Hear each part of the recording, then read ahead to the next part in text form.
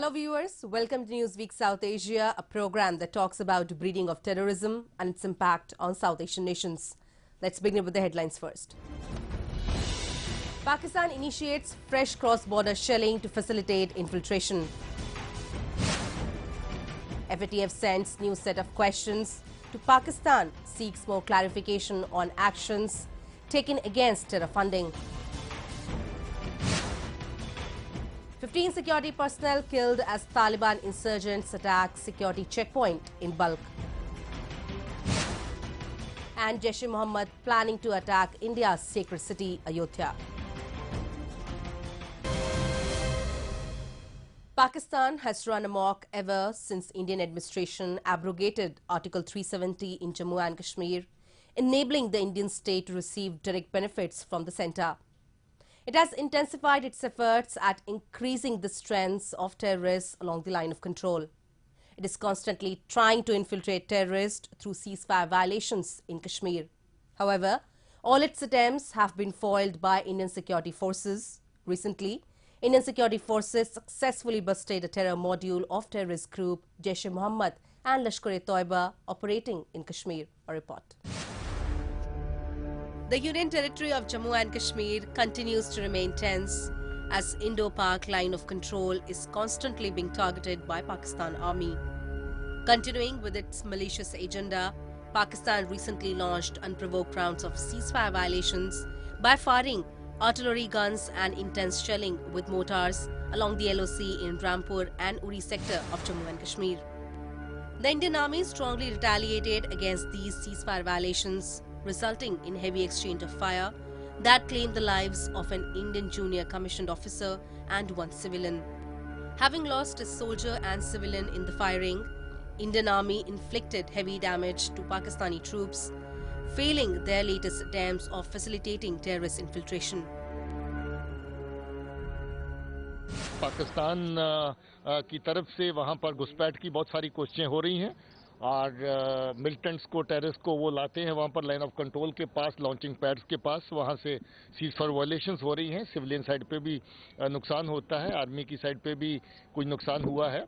तो इस तरह की जो हरकतें वहाँ पर होती हैं उनका मुंह तोड़ जवाब दिया जा रहा है हमारी तरफ से, हमारी जो बॉर्डर गार्डिंग फोर्सेस हैं उनकी तरफ से, और हालात बिल्कुल काबू में हैं। मगर ये बात सही है कि वहाँ पर पाकिस्तान आर्मी की तरफ से बहुत सारी कोशिशें होती हैं जिसमें टेररिस्ट को इस तरफ भेजने के लिए और साथ साथ सीज़फायर वायलेशन करते हैं वहाँ।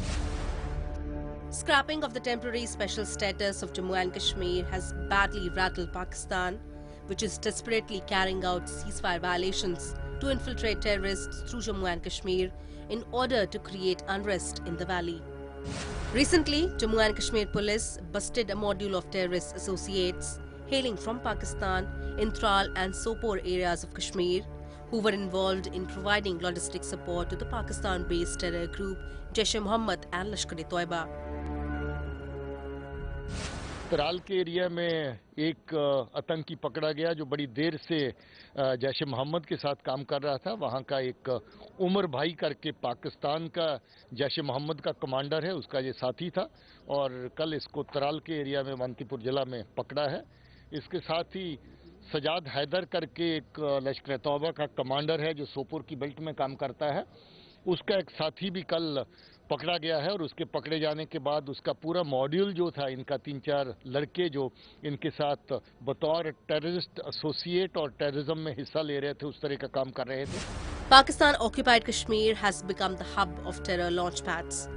Terrorists in these launch pads are always on a lookout to infiltrate into Kashmir, which is facilitated by such constant unprovoked ceasefire violations by Pakistan Army. However, Indian security forces are effectively thwarting these infiltration bits. The National Action Task Force has sought more clarifications and data from Pakistan on actions taken by it against madrasas belonging to banned outfits, weeks after Islamabad submitted a report to the Paris-based body detailing steps taken by the country to curb terrorism and money laundering. The Financial Action Task Force, or FATF, has sent 150 questions to Pakistan seeking clarifications, updates and actions taken against the madrasas belonging to proscribed outfits. According to Pakistani media reports, FATF raised the set of questions in an email weeks after Islamabad submitted a compliance report on December 6. When last Pakistan gave its report, out of 23 parameters, it just was able to complete only 3 parameters. But still, with the help of China, it managed to get an extension. Now what the FATF has done is, they have given Pakistan 150 questions, because the terror funding is not only being done by the government agencies, but also the various organizations being run by these terrorists. Now it is going to be very difficult for Pakistan to wriggle out of this, because all these 150 questions pertain to most of the organizations, so-called social organizations, charity organizations being run by these militant groups. To fix serious weaknesses in its anti-money laundering. FATF's latest notice to Pakistan signals trouble for the country, as officials report that Jamaat-ud-Dawa's network includes 300 seminaries and schools. The Jamaat-ud-Dawa, or GUD, is run by Hafiz Saeed, the Mumbai attack mastermind. At least 56 madrasas and facilities are also being run under the JUD and Falai Insaniyat Foundation in southern Sindh province. Just Jamaat-ul-Dawa is running more than 300 seminaries and so many madrasas over there. In these madrasas, what is being taught to the children is total jihad, total war against all infidels in the world.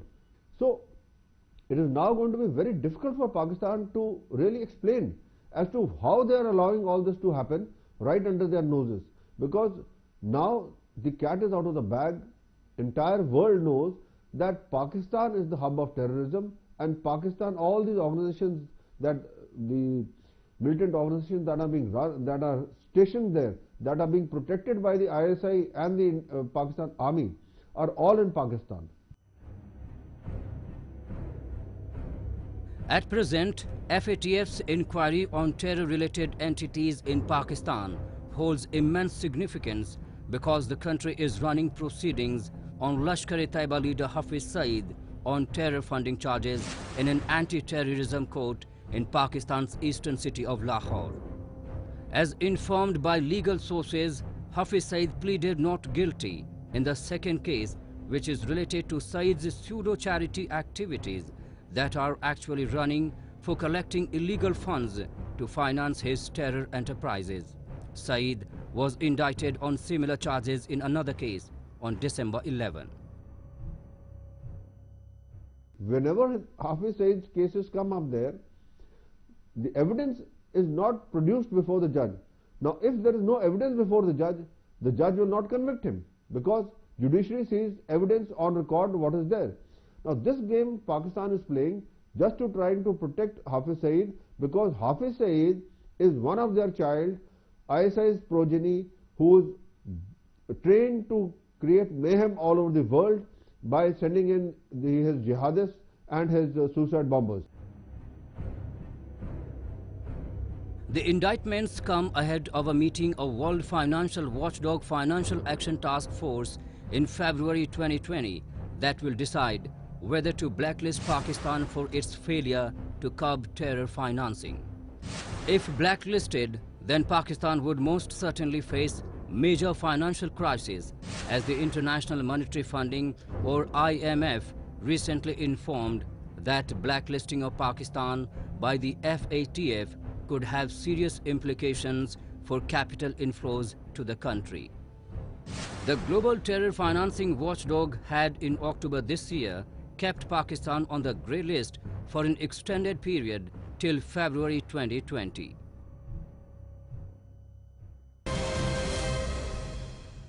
As Pakistan's efforts to destabilize India through its devious conspiracies have failed completely, it is now planning to hamstring Indian missions in Afghanistan. A recent intelligence report of Indian security agencies have revealed that Pakistan's ISI is forging a partnership between Lashkar-e-Toiba and Islamic State to carry out suicide bomb attacks on Indian embassy and India's other infrastructure projects in Afghanistan. A report. In a massive revelation, Indian security agencies have warned New Delhi of a possible attack on Indian missions in Afghanistan. Pakistani establishment in cahoots with world's deadliest terrorist organizations, Lashkar-e-Taiba and Islamic State, is planning to attack Indian embassy and multiple development undertakings of New Delhi in Afghanistan. As per the Intel report, Pakistan's ISI is felicitating partnership between Lashkar-e-Taiba and Islamic State to carry out car bomb suicide attacks. See, the Indian presence in Afghanistan does not suit Pakistan at all. Pakistan considers against its national interest if there is Indian presence in Afghanistan. Pakistan wants zero-sum game as far as India's presence in Pakistan is concerned, and Pakistan wants total control over Afghanistan's affairs so that it can use it strategically. For that, Pakistan has always been eyeing the Indian mission and other Indian infrastructure in Afghanistan.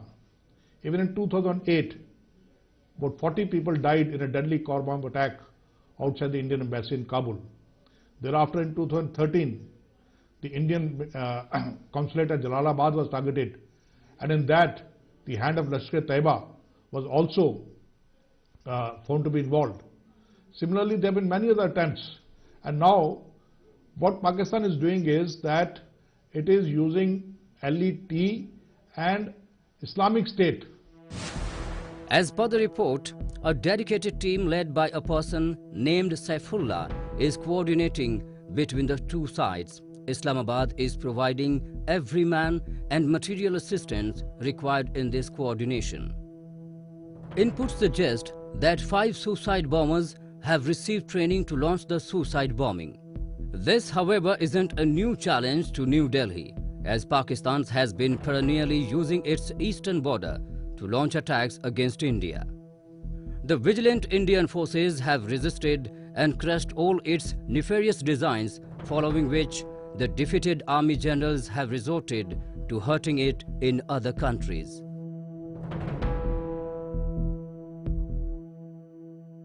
It is a desperation on part of Pakistan because Pakistan has been unable to carry out any terrorist attack in other than Kashmir in other parts of India ever since 2014. And Pakistan has tried desperately. Pakistan has tried through its agents, its affiliates, through other organizations. It even tried through Al-Qaeda, but it's failed. Now it is using the IS, Islamic State in Afghanistan, Pakistan, to target the Indian mission with the help of Lashkar-e-Taiba. And with so much of Indian diaspora spread all over the world, it's always been a cause of concern that the jihadi terrorists may target them. And with this input, it's likely that ISI may use the jihadi terrorist outfits other than Afghanistan also to target Indian diaspora and Indian targets. Preventing India from gaining significant footholds in Afghanistan has always been Pakistan's top priority. It assumes that India's deep presence in Afghanistan can hamper its devious nexus with the terrorists.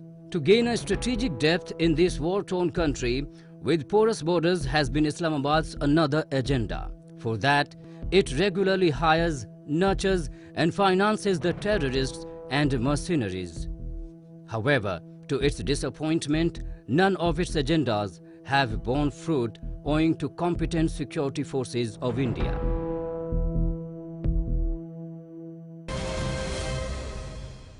Security checkpoints in Afghanistan remain under attack by Taliban fighters. Recently, a government checkpoint in Balkh province of Afghanistan was attacked by the insurgents, where they killed 15 members of the Afghan security forces. The attack came just few days following the killing of a US service member in the country. A report. Taliban insurgents ambushed a government checkpoint in Balkh province in Afghanistan's north, killing at least 15 members of the security forces, the latest in an escalating series of insurgent attacks. More than 18 years after US-led forces toppled the hardline Taliban regime, Afghan forces are suffering record casualties, with Afghanistan and US officials warning that the toll is not sustainable. Despite a winter lull in fighting due to heavy snowfall in the mountains, where the Islamist Taliban typically rest and regroup ahead of their annual spring offensive, assaults on vulnerable security checkpoints continue across the country. They are carrying out these attacks basically to send out a message that their power is increasing, their influence is growing, and the government that is in Kabul is a puppet government that has been supported by foreign forces, and they should move out and Taliban should assume the reins of power. So they are working towards that, and this is their way of sending out a message that they have full control, they have full authority. Earlier in the same week, Taliban fighters killed a US service member in Afghanistan during a counter-terrorism operation in the Kunduz province. The US Defense Department informed Michael Gobel, a US Army sergeant from New Jersey, died from injuries sustained while his unit was engaged in combat operations. Zabiullah Mujahid, a spokesman for the Taliban, claimed responsibility for the killing, as he asserted that the US force member was killed in a blast in the northern province of Kunduz. Irrespective of wherever, how far these places might be, but they can never presume that they are safe.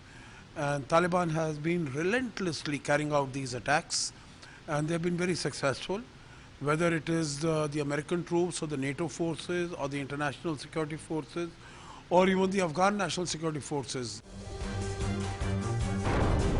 The Taliban insurgency remains resilient even 2 decades after US-led forces topple its regime that led to the United States' longest war. In September, the US and the Taliban had appeared on the verge of signing a deal aimed at reducing America's military footprint in the country. But later, the US President Donald Trump abruptly broke off the diplomatic engagement with the Taliban after a particularly deadly spate of violence broke out in Kabul, in which 12 people were killed, including a US soldier. The talk remains halted for over 2 months until the US President, in a recent surprise visit to Afghanistan, informed about the resumed peace talks between the concerned parties. Later, US Special Envoy Zalmay Khalilzad also arrived in Kabul on December 4th in a bid to breathe new life into efforts to end the war in Afghanistan. But the resumed talks seem to have a short life, since following a suicide attack on a US base outside Kabul, Zalmay Khalilzad announced about a brief pause from talks between the Taliban and the US negotiators.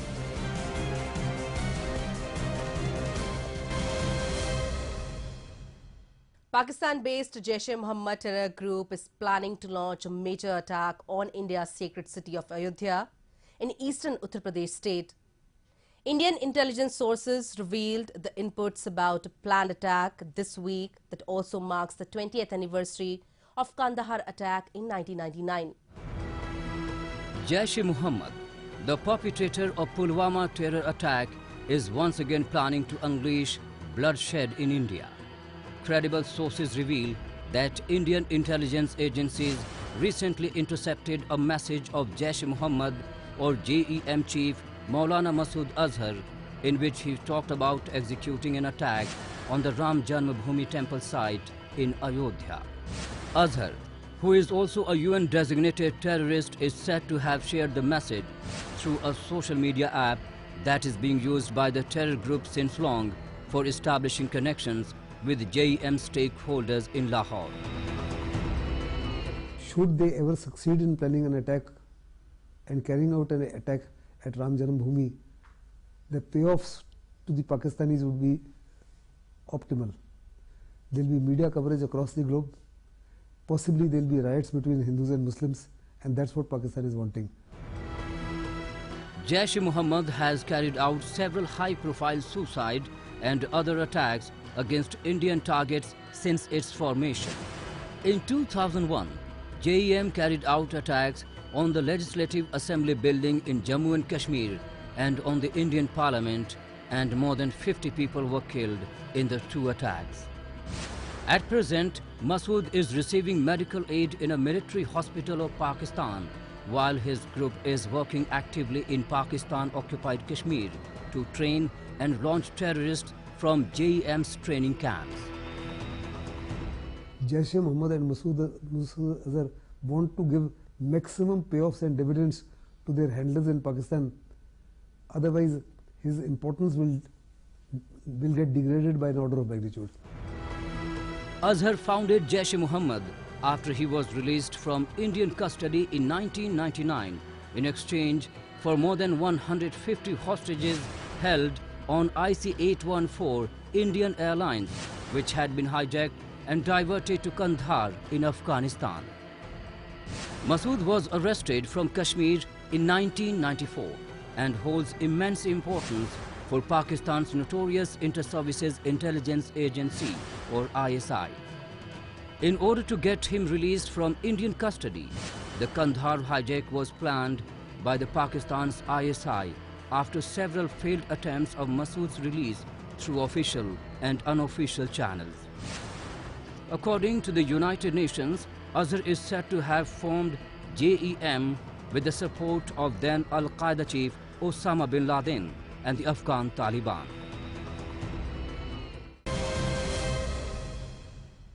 And with that, we come to the end of this edition of Newsweek South Asia. We will be back next week with more news, views and analysis from the subcontinent. Meanwhile, do keep writing to us at nwsa@aniin.com. This is Surbhi Sharma, signing off on the behalf of entire production team of Newsweek South Asia. Goodbye and take care.